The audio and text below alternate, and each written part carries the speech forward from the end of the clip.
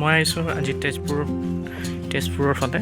তেজপুৰৰ আপোনাৰ এখন পুৰণি ইতিহাস আছে, আপোনাৰ ধ্বংসাৱশেষ দ পৰ্বতীয়া। তো আমি আপোনালোকক ইয়াৰ বিষয়ে দেখাম, ঠিক আছে। ইয়াত আপোনাৰ কি কি হয়, কি কি আছে, কি কি নাই, সকলো আমি দেখাম। প্ৰথম আৰম্ভ কৰিছোঁ, আপোনাৰ ইয়াৰ পৰা আৰম্ভ হয়। আপুনিও ইয়াত বহুত পুৰণা স্মৃতি জড়িত হৈ আছে। বিশেষকৈ আগৰ মানুহ ইয়াত ফুৰিবলৈও বহুত মানুহ আহে ইয়াত যিহেতু পৰিৱেশটো বহুত ভাল। আপোনালোকে যদি আহিব বিচাৰে আহি চাব পাৰিব। আপোনাৰ তেজপুৰ পৰ্বতীয়াত আছে আপোনাৰ এইটো। মই যিমানখিনি পাৰোঁ আপোনালোকক দেখাই যাম।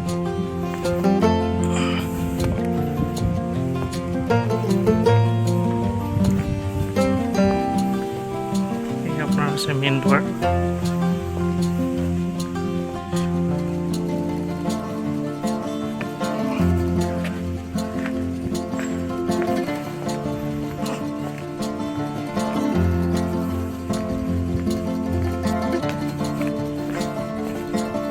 আগৰ দিনৰ আহোম ৰজা মহাৰজাসকলে পূজা কৰিছিলে, শিৱ পূজা কৰিছিলে। সেইবোৰ অতীতৰ কীৰ্তিচিহ্নবোৰ আছে। পূজা পাতলো কৰা হয়।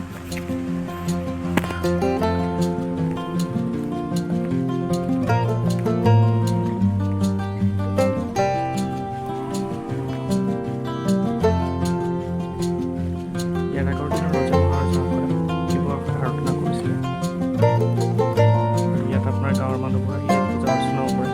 আপোনাৰ খুৰাসকলে কাম কৰি আছে যিহেতু, তেখেতলোকৰ মই লগ পাওঁ। বিশেষকৈ এবাৰ চাই দেখুৱাই লওঁ সকলো পৰিৱেশটো কেনেকুৱা ধৰণৰ। আপোনালোকো আহিব পাৰে, এটা ধুনীয়া পৰিৱেশ, কোনো অসুবিধা নাই।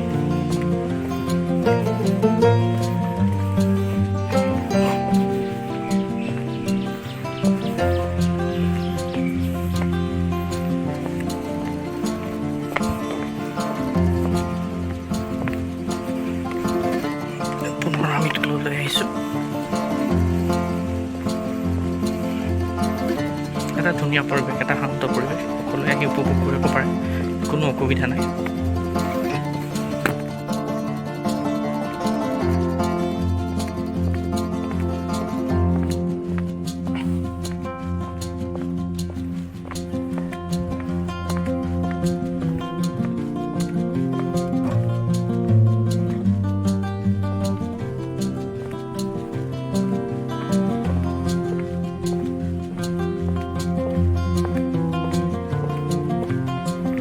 খুৰা এটাকো সোধা হ'ব ইয়াৰ তাৎপৰ্যৰ বিষয়ে, ইয়াৰ কি মহত্ব আছে।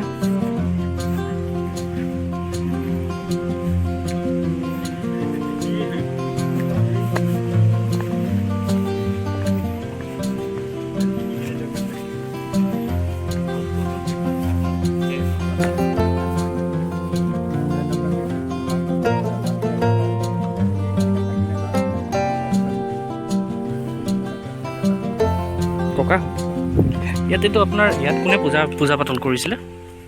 পূজা পাতল কৰা মানুহ ইয়াত নাই, বিচাৰিব লাগিব। নহয়, আগৰ দিনত যিটো আপোনাৰ কীৰ্তিচিহ্ন আছে এইটো এটা আপোনালোকে গম নাপাব ন? ইয়াৰ বিষয়ে একো গম নাপাব। ইয়াৰ বিষয়ে আমি একো ক'ব নোৱাৰোঁ। আমাৰ পূজা পাতল কৰিবলগীয়া হ'লে বামুণ নহয়, আগৰ দিনত যিটো ৰজা মহাৰজাসকলে যে পূজা কৰিছিলে, সেইটো শিৱলিংগটো যে আছিলে, সেইটো কোনো আজিলৈকে গম নাপায় ন? এইটোতো বহুত পুৰণাই, আজিলৈকে কোনো ক'ব নোৱাৰে। তাৰ ধ্বংসাৱশেষ বুলিয়ে লিখা আছে আপোনাৰ ইয়াতে। আপোনাৰ কিবা আগতে যদি কিবা আছিলে সেইখিনি ধ্বংস হৈ পেলাই কিবা হেৰি হোৱা, সেইটোৱে লিখা আছে। তাৰ বিষয়েতো বেলেগ একো লিখা নাই। সেইটোৱেতো কথা। তাকে কিবা এটা মহত্ব আছে। এইটোতো আপোনাৰ ইণ্ডিয়া ছেকেণ্ড গেট নে কি বুলি নকয় জানো? ইণ্ডিয়া ছেকেণ্ড গেট বুলি কয়। তাকেহে তাৰ বিষয়েতো মই এজন নে দুজনক সুধিছিলোঁ এদিন আহি। তেখেতলোকে কৈছিলে কিবা ৰুদ্ৰসিংহনে কোনোবা এজনে আহি ইয়াত হেনো পূজা কৰিছিলে, শিৱ পূজা কৰিছিলে। মিছা কথা ন? সেই যুগৰ মানুহটো এতিয়ালৈকে নাই। তাকে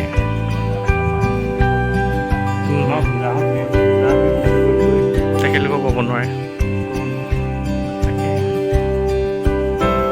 ঠিক আছে দিয়ক।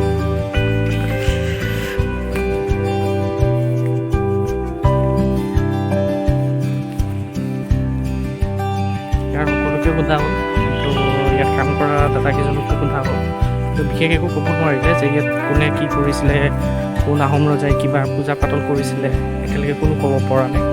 বিশেষ তাৰ বিষয়ে ক'বলৈ গ'লে ময়ো বিশেষ নাজানো, যিহেতু তেখেতলোকক সুধিছিলোঁ ইয়াত কিবা পূজা পাতল কৰিছিলে নেকি আগতে, বিশেষকৈ তেখেতলোকেও গম নাপায়। এতিয়া ক'বলৈ গ'লে যে আগতে ইয়াত শুনামতে মই অলপ শুনা পাইছিলোঁ যে ইয়াত কোনোবা এজন ৰজাই ইয়াত শিৱক আৰাধনা কৰিছিলে, তেখেতক সন্তুষ্ট কৰিবৰ কাৰণে ইয়াত আৰাধনা কৰিছিলে। এইটো অতীতৰ এটা স্মৃতি হয়। সেইবাবে সেই বিষয়ে এতিয়ালৈকে সম্পূৰ্ণকৈ সুধিবলৈ বা এজনো ব্যক্তিক লগ পোৱা নাই বিশেষ। ইয়াৰ বিষয়ে এতিয়া তাকে আপোনালোকেও যদি আহিব বিচাৰে চাব পাৰিব, এটা ধুনীয়া সুন্দৰ পৰিৱেশ, একো অসুবিধা নাই, আপোনালোক আহিব পাৰে। তেজপুৰৰ পৰা আপোনাৰ পৰ্বতীয়াত আহিলে আপুনি সকলোকে সুধিলে আপোনালোকে গম পাব যে এই ঠাইটুকুৰাৰ বিষয়ে। ঠিক আছে, আমাৰ এজন সদাশয় ব্যক্তি আছে, তেখেতক মানুহ এজন লগ পোৱা গৈছে, ব্যক্তি এজনক, তেখেতৰ পৰা দুই এষাৰ জানিব বিচাৰোঁ।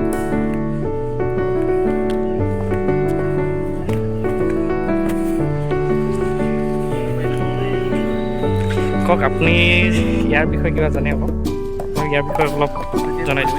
বহুত ধুনীয়া, ভাল লাগিছে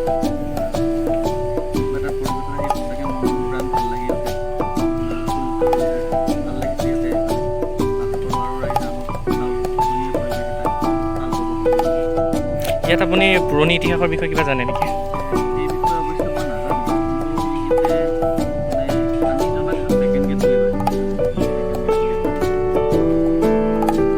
কাৰণ ইয়াতে 52টা দিনৰে বহুত চিহ্ন পোৱা যায়, তাৰ ওপৰত মই বিশেষ নাজানো, কিন্তু আছে চাগে, নিশ্চয় কিবা আছে ইয়াত, নহ'লে কাৰণ ইয়াৰ আপোনাৰ যিটো শিলাখণ্ড আছে তাতে দেখিলে গম পাব বহুত পুৰণা বিভিন্ন ধৰণৰ কথা আছে।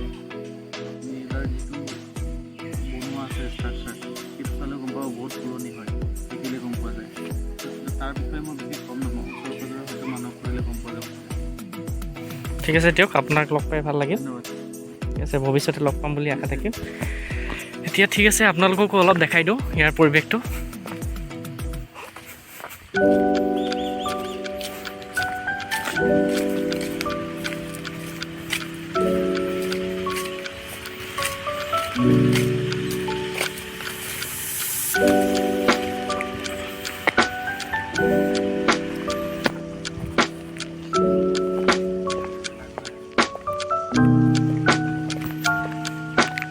আপোনালোকক সম্পূৰ্ণ ওপৰৰ ভাগ আমি দেখাই দিম।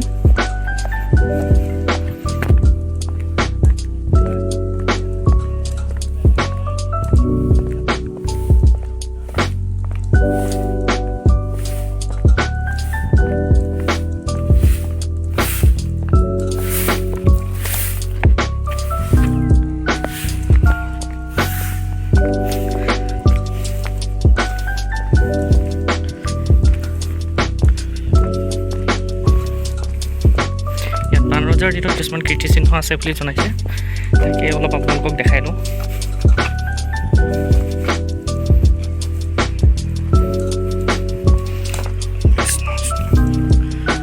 আপোনালোকে আহি চাব পাৰিব, সম্পূৰ্ণভাৱে কীৰ্তিচিহ্নবোৰ আছে।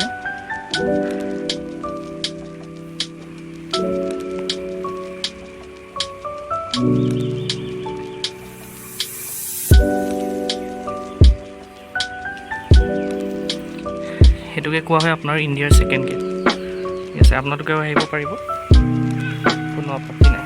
ঠিক আছে দিয়ক, আজি ব্লগটো আৰম্ভ শেষ মুহূৰ্তৰ পাইছোঁহি। ঠিক আছে, এতিয়া আমি ব্লগটো সমাপ্ত কৰিম।